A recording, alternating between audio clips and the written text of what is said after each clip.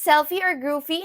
Perfect for photoshoot ang Dao tree mula sa Barangay Habuaya, Tuburan. Halos nasa 200 years old na ang punong ito. Alam niyo bang blazing with glittery gold ang punong ito paggabi dahil pinalilibutan ito ng libu-libong mga alitaptap?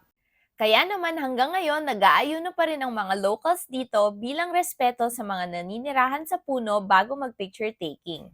Like our trivia, follow us for more content. Aside from following our page, you can also be part of the Pamana Legacy.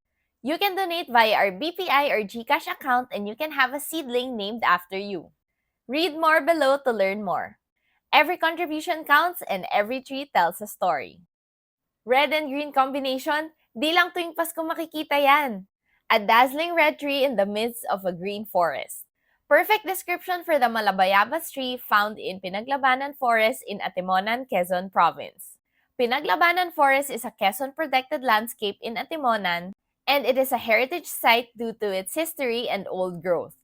Kaya naman maraming mga turista at dayuhan ang pumupunta dito. Pero bakit nga ba kulay red ang punong ito?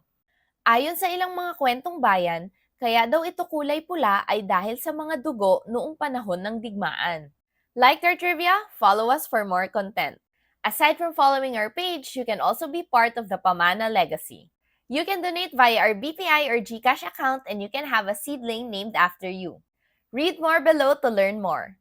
Every contribution counts and every tree tells a story.